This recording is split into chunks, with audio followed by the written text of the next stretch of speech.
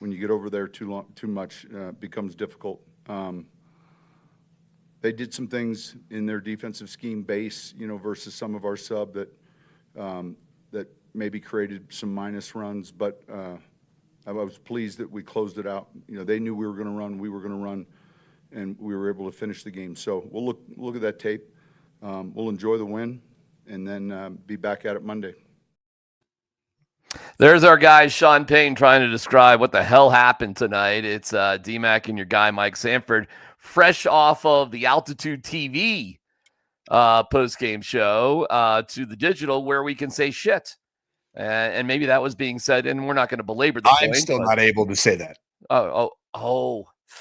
Sorry, I don't mean to put you in a pickle. You're allowed to. I extend forgiveness and love and grace and mercy for all different types of people. I'm going to ride with you on that one. So I won't. No, I'm playing with you, man. No. I'm not going to fuck it up again. So we want to thank our great friends at Journey Spice because they are the best. You can use this QR code, and with that, you can save 10% using the code GetSpicy at Amazon.com. We'll have more about Journey Spice, but we could not do this without Journey Spice. So if you do like this show, if you like what we're doing, make sure you like and subscribe to the channel and get yourself some Journey Spice. Mike, are you enjoying your Journey Spice with you and your lovely wife, Anne-Marie? The bye week's been a very spicy journey, frankly. No football game this week, early home. Had some awesome spaghetti last night that had some Sicilian seasoning in it. I believe it was 2 nights ago. Had an awesome chicken dish with some za'atar. So got a little of that Middle Eastern. Yeah. It was really good. Yeah. So enjoying my journey. It can get spicy at times, really. I love it. Journey Spice for the win. Amazon.com. Use the code GetSpicy. Save yourself 10%. All right. And like I said, more on Journey Spice in just a little bit. But let's talk about the game. And this was, hey, man, let me just give you my 2 cents on this. Please. There is clearly a disconnect between Sean Payton and Bo Nix, okay? I really do not believe Bo is this bad as a quarterback, nor do I believe Sean is this bad as a play caller. I just don't believe it.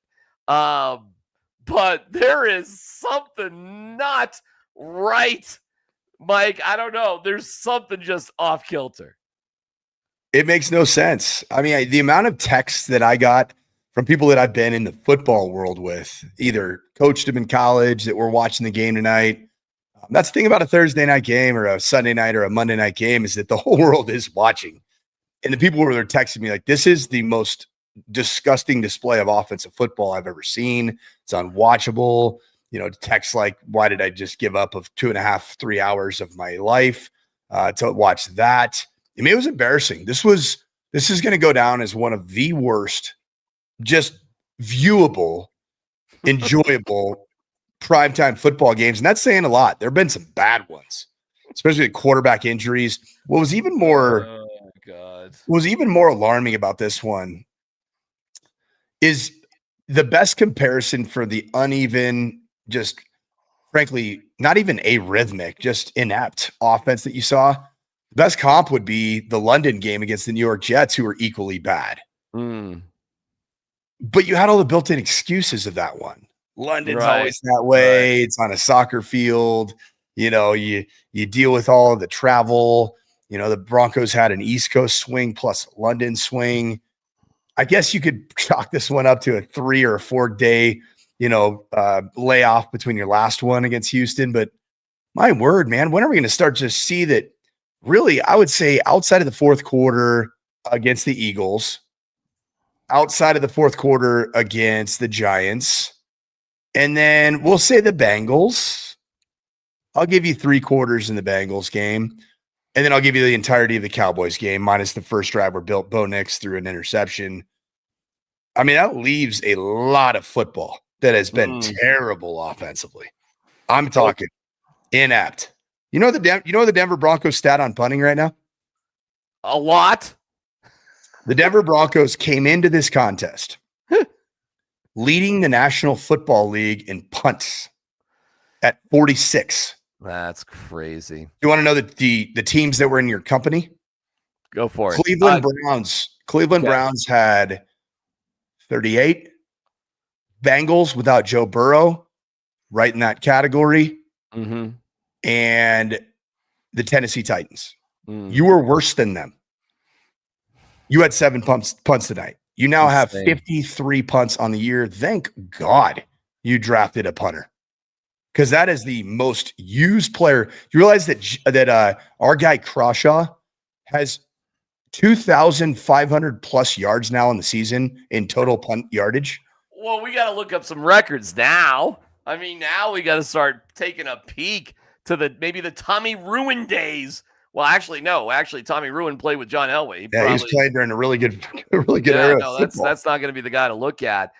All right, let's talk about the wind. Okay, I'm telling you, being there, I'm telling you, it was an issue. Okay, I mean, on Crawshaw's first shank, the ball twice rolled from where it was spotted underneath the center. The ball rolled before it was snapped. I don't know if you saw that on TV or not. Did they show that? Yes. They showed that a couple times. It was okay. You know what? So DMac earlier today, I'd seen in the forecast, like I'd had just high school. I'd had 2 really good practices the last couple of days. We're on a bye week. Today was going to be like a light practice. I saw like 40 to 60 mile an hour wind gusts in Highlands Ranch. I said, yeah, we're just going to condition. Just because like the football it's not a great game when you're playing in 60 mile an hour winds. That is the reality. Yeah. And why would you practice poorly because of the weather? You're gonna end up playing in it. And so I've practiced plenty of times in the middle of awful weather. I'm sitting there like today, I'm like, do we really want to just tackle each other and just go like live run game versus I'm going to get a guy hurt? Like, what do we get out of this if we can't time up the throw game? Right. So, yeah, I mean, it's just today was a horrible day for wind. Okay. All right. So how do you factor that in to what you saw offensively? You do. But I mean, you do. Period, point blank, end of story. Or as Bo Nix would say, point blank, period. I'm more of a period, point blank guy. But Bo said the other way. It factors into it, especially when you're a quarterback that right now is in the bottom 5 in just about every analytical category in next-gen stats provided by the National Football League. Completion percentage over expected, 28th out of 32 starters. Tight window throwing percentage. Bo Nix right now is 32 out of 33 qualified throwers of the football. And then estimated points added per drop back, Bo Nix is in the bottom 5 as well. When you add the win to that, it leads to what you saw tonight, which is just bad offensive ball. Offensive ball. Well, Sean did mention it was a little windy. Listen, man, I was trying to calm people down on Twitter the best I could because I think the wind had a huge factor on things. That being said, the tone in the locker room, it was, wasn't exactly a happy crew. I think this team is tired, Coach. I really do. And I think they're tired. Look, can we also admit, and I'm not, the Broncos are the best team in the NFL today. Yeah. Now. They are. Today, right now, yep. Best team in the NFL. They're first team to 8, right?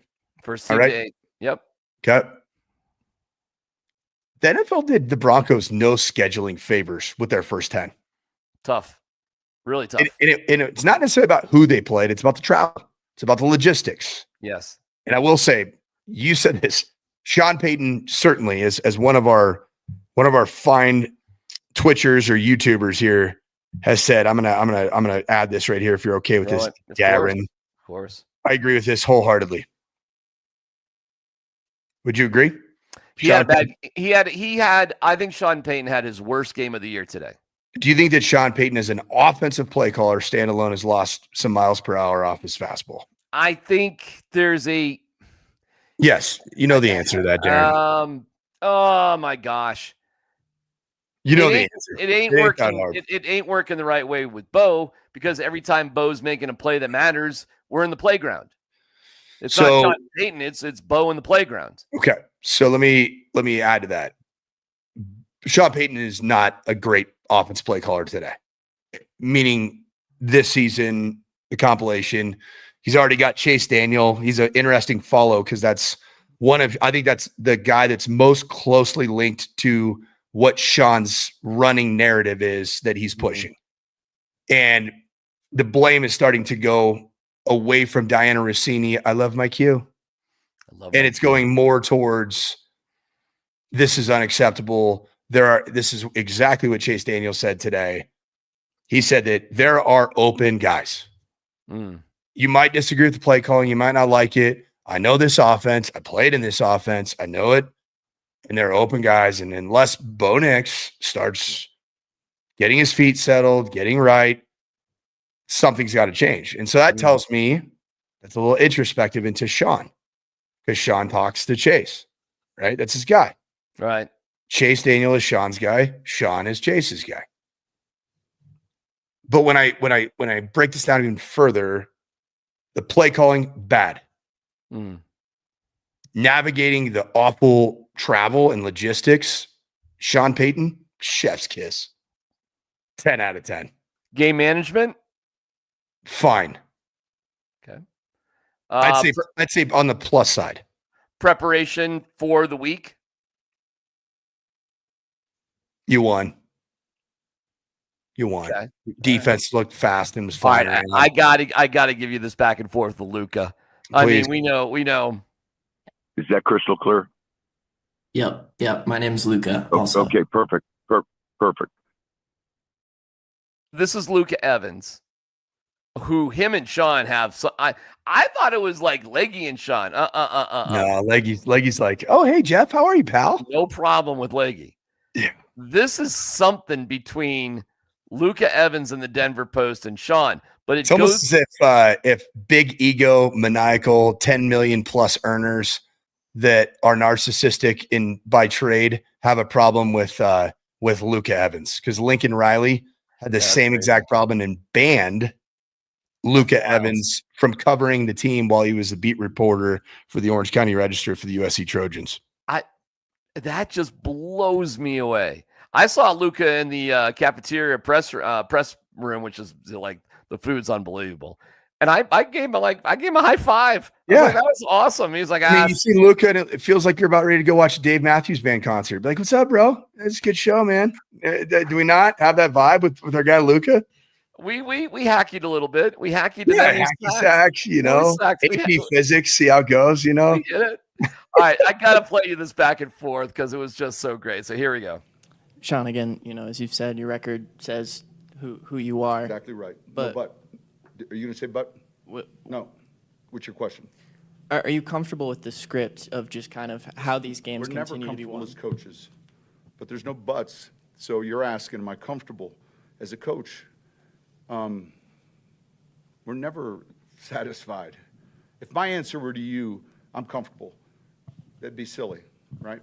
So obviously we gotta clean up the penalties. We gotta clean up some of the execution, and that is an ongoing thing that probably never ends. There's you search for that Shangri-La.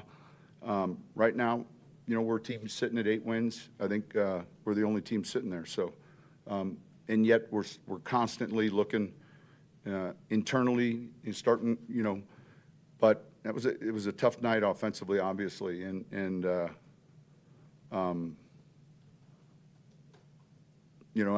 give them credit. They did some things differently that we hadn't seen, and you start looking at your call sheet with your sub plan, and so we'll look at that tape and we'll learn from it. We always will.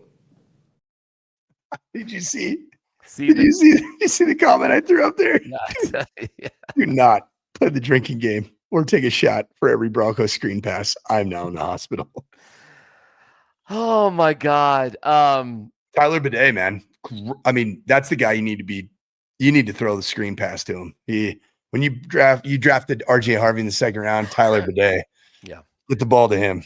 Yeah. He's really proven to be a guy for you. Yeah, that's the answer. We know that. Jeez. I'll look at some of the numbers. Evan Ingram's been fantastic, hasn't he? The Joker. Hey, All right. I mean, he's got drops. And they're like, so he drops the ball if you hit him, And if he's wide open, Bo throws it over his head. Mhm. And I think didn't Bo give up a double deflection interception today? Yeah, that ball was intended for Pat Bryant, just to be clear. Was it? Are you sure? Yes, 100%. Sure? Yes, 100%. 100%. Yeah, there's something. But all right. Let me tell you this. But does it surprise you that it was an errant pass intended for Pat Bryant? There were errant passes all over the place today. God, I got to look at some of the numbers, and I'll get to the windy stuff here in a second. All right, so Pat Bryant, 1 catch for 43 yards. That was good. Franklin, 5. I like Pat Bryant. 5 for 40 for Franklin on 9 targets. Yeah, Franklin, man. Cortland Sutton. There's times where he looks so bad, and there's times where he looks good. I don't know. I mean, yeah. Cortland Sutton, 3 for 24, so terrible game for him. He's been on a milk carton for a good amount of the games this year. 5 targets to Ingram, 2 catches. That sucks. How many yards? 12 yards. Cool. They really missed an opportunity to throw the ball, I think, to RJ Harvey. 2 for 9. I mean, this was brutal. So Bo was 16 of 28 for $150. Quarterback rating out of 100 at 54.2, a QBR out of 153.8 or 158.3, 27.2. But look at the QBR of Geno Smith. We haven't talked about the Broncos defense yet, and we will. But you know what? Let me do one more thing. We gotta fight the urge to get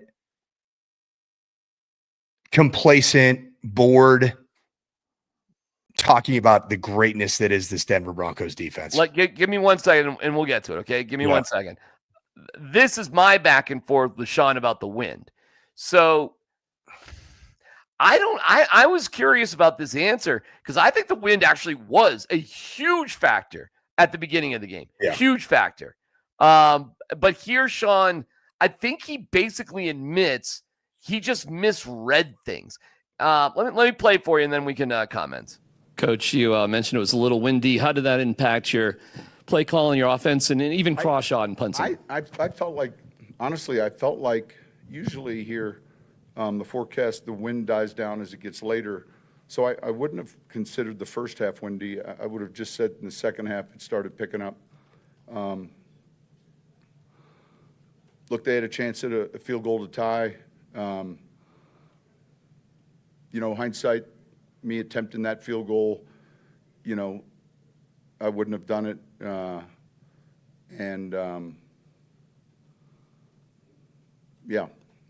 I don't think the win was the reason that game was a low-scoring game. I think both defenses played well.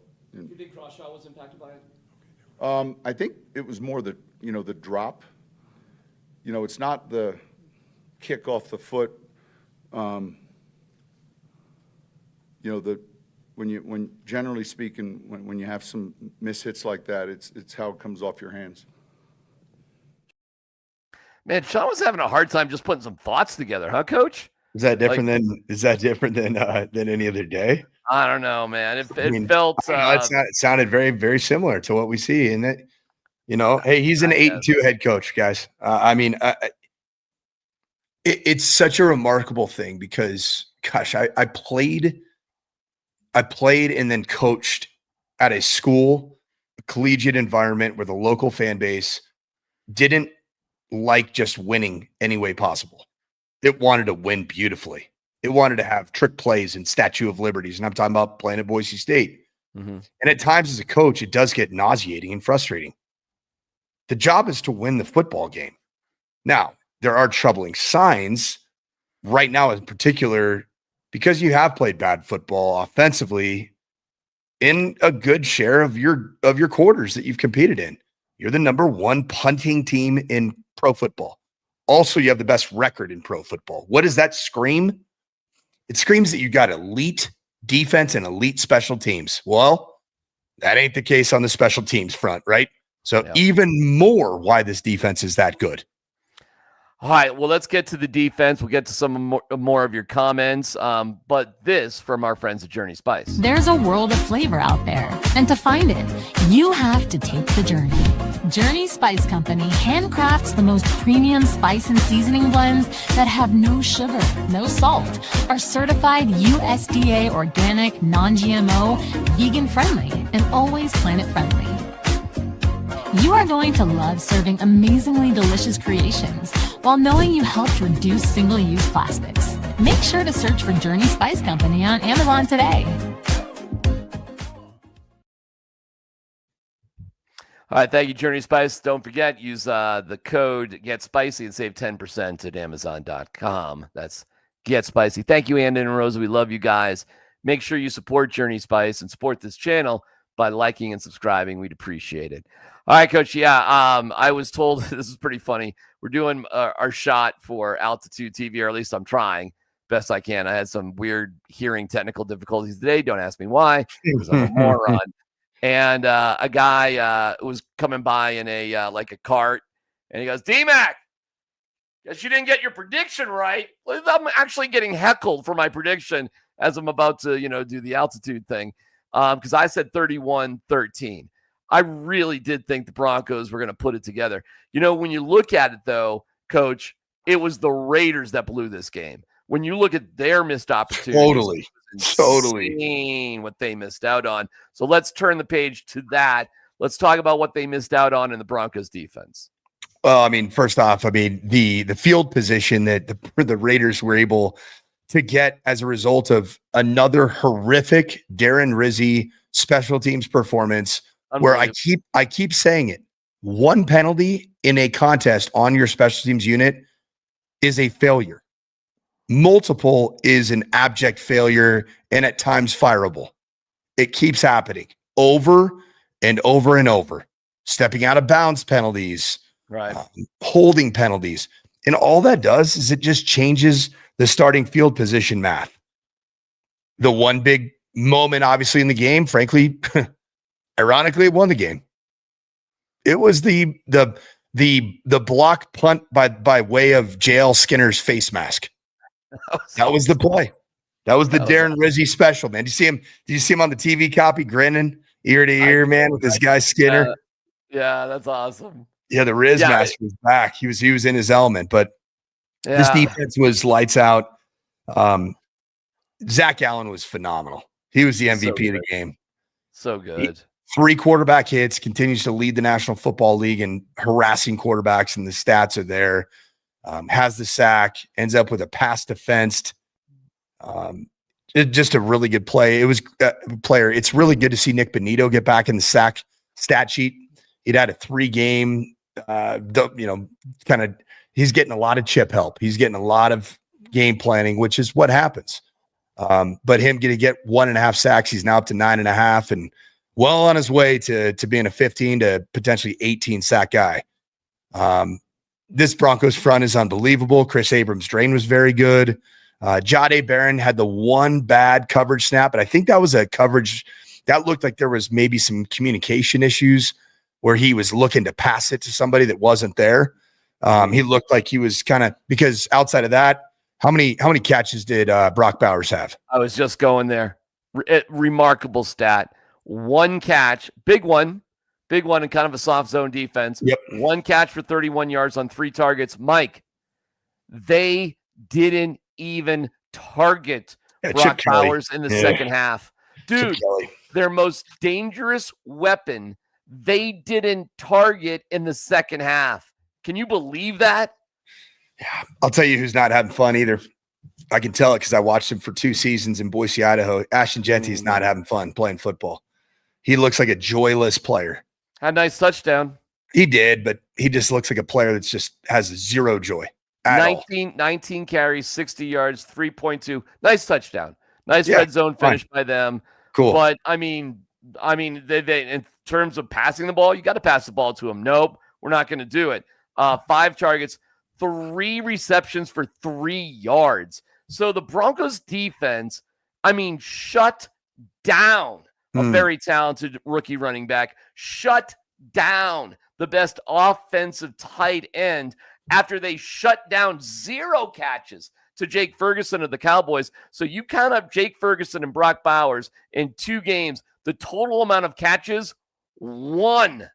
I mean, that is Vance Joseph, the defense. You get a freaking, how many gold stars can we give out? I mean, like, it is off the charts. Yeah, how good these guys are. If the Penner family could pull some strings with the committee of the Nobel laureate, I think that they need to give out some awards to VJ and this defensive unit. Now, I'm going to ask you this question, not to pivot too quickly. Well, hold on. Before you pivot, I got to give you the line. For the whole defense in total, 6 sacks, 5 tackles for a loss, 3 passes defended, basically knocked down, 11 quarterback hits. I mean, Geno Smith could barely get to midfield to shake Bo Nix's hand at the end. He was abused, battered, seeing shadows. He was a mess. He was taken out at one point for Kenny Pickett to look at an injury, but the way they rattled and shook and destroyed their offense, and I get you, the Raiders' offense, nothing to write home about, but that was extraordinary what the Broncos defense did tonight.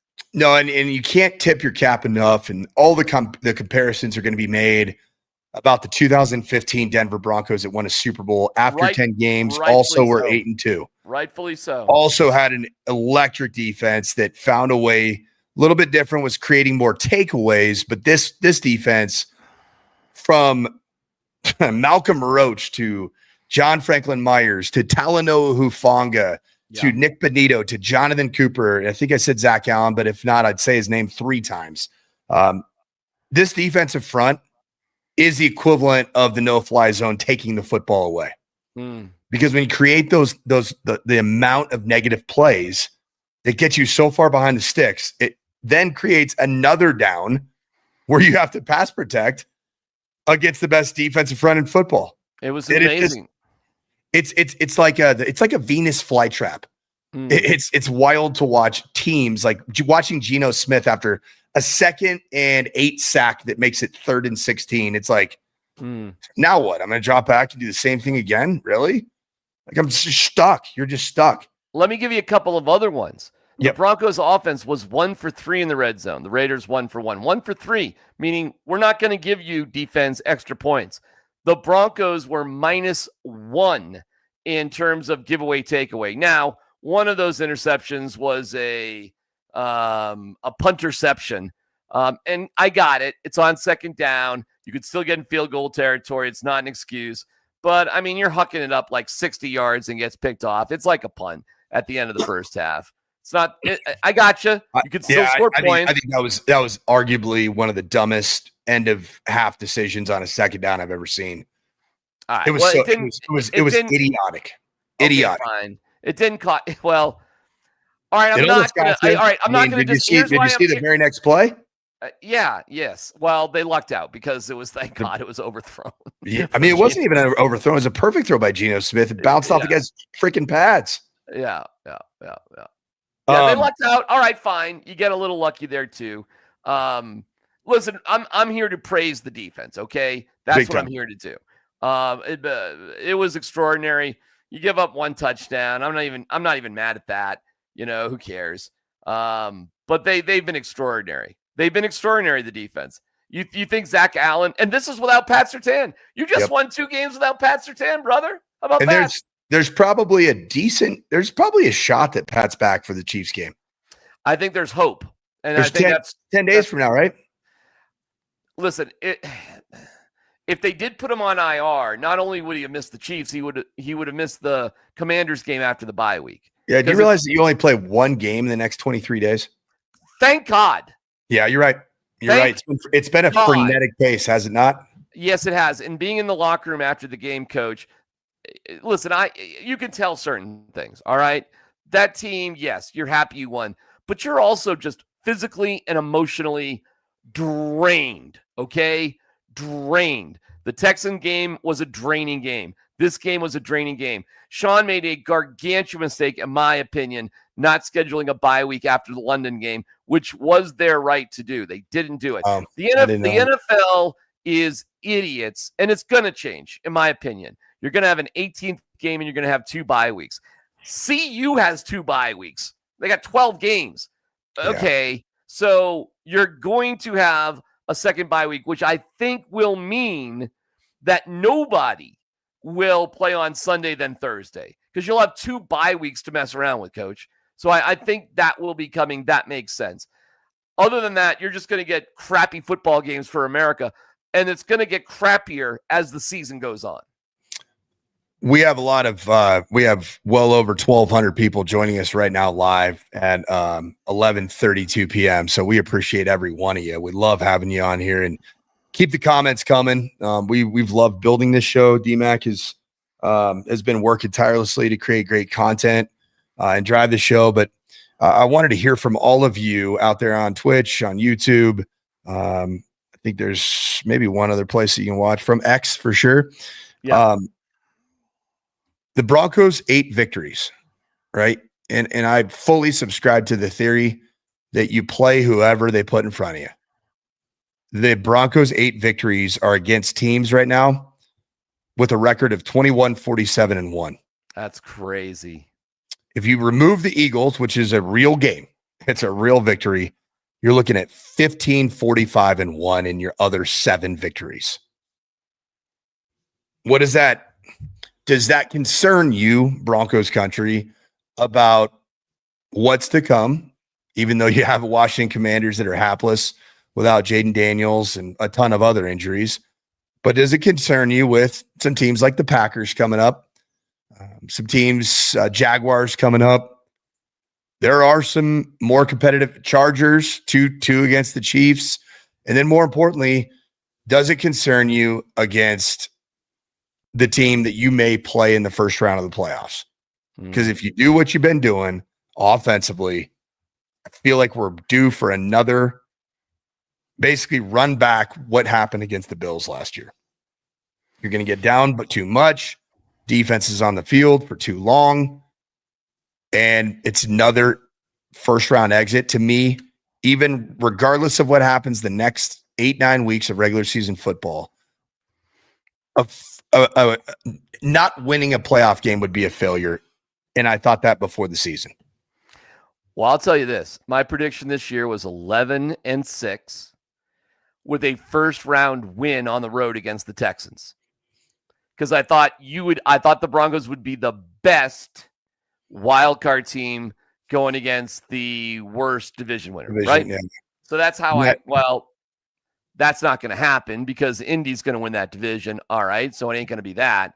The worst division winner by this theory may be the Steelers. Maybe. I don't know. I mean, could the Ravens come and win that division? I mean, maybe. So if the Chiefs, Mike, do what Chiefs do and win the division again, which would be frustrating, but let's just say it happens. And the Broncos are in the playoffs. And this could even be the Chargers winning. Just say the Broncos are in the playoffs in that spot and they're playing the Steelers in Pittsburgh. Unless you want to call it the Ravens in that division. I'm up for grabs. You want to call it one way or the other? You want to say Steelers or Ravens in that division? Yeah, I mean, I think it'll end up being the Ravens. I think okay, Aaron Rodgers is going to Aaron Rodgers. Fine by me. You're playing the Ravens in the first round. How are you doing in the playoffs? You against the Ravens in the playoffs. It's been a historically awful matchup. It's been terrible. You know, and you're not going to see Snoop Huntley. Well, we'll see how Lamar stays healthy, but yeah, theoretically you won't, right? Yep. Just say they win or they lose. I mean, that's the theory. By that point, the Ravens would be scorching hot. Okay.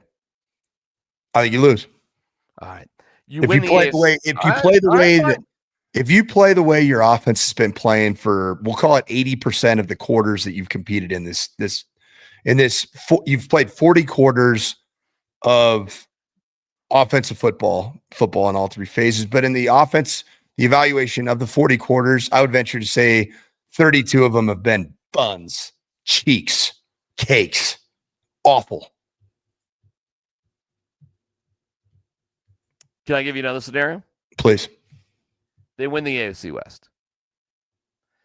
They win the AFC West with a record of 12-5. They don't win the AFC. The Patriots win the AFC. Oh my God. Kind of crazy. Let's just say they're the third best.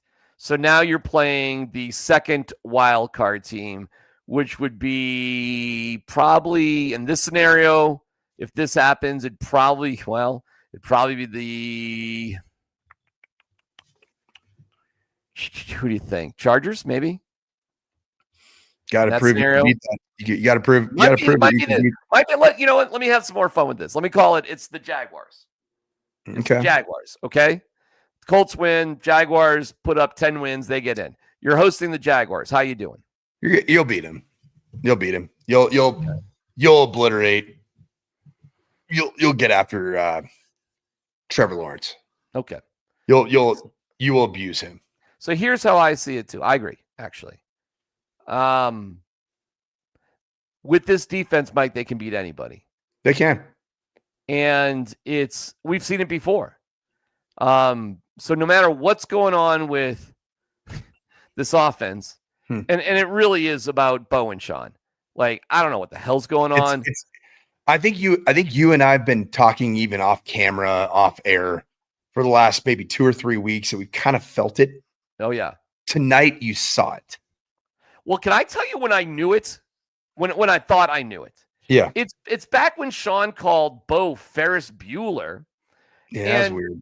And that Halloween, Bo dressed up as Iceman from Top Gun. The difference between not Maverick, not Tom Cruise, he dressed up as Iceman.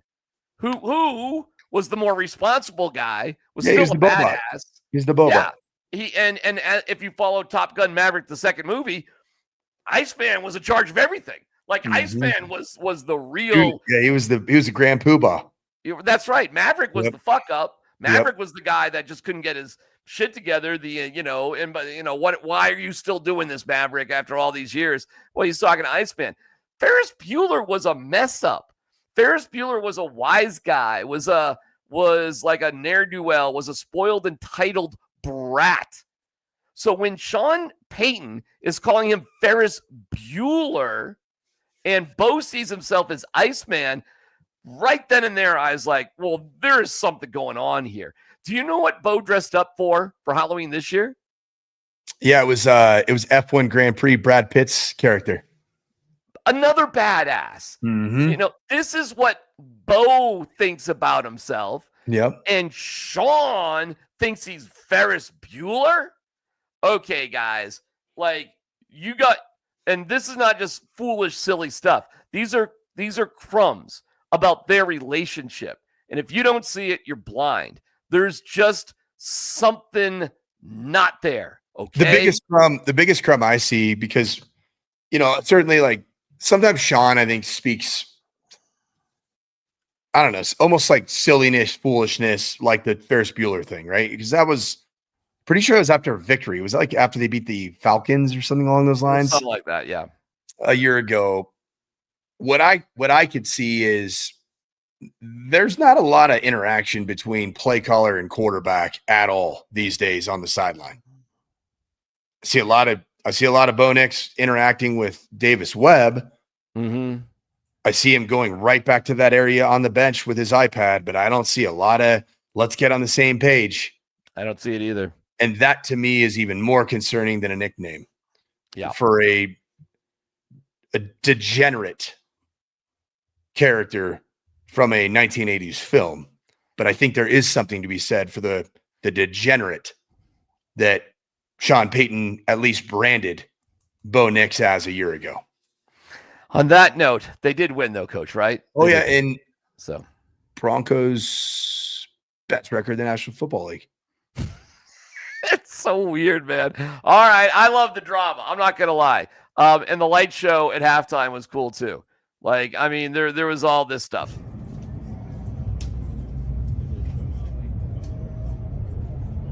Watch look at that, Coach. Look what it turns into. We got the D. Look at this. Come on, man. That's cool. We're doing light shows. Let it glow.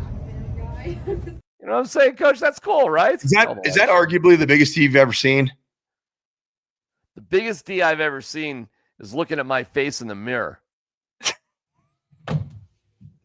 And on that note, all right, a morning sprint tomorrow, 10 to noon. Are you doing any 9 News stuff tomorrow? Oh, yeah. I'll be 9 News tomorrow morning. I'll be up in let's see here. Let's check.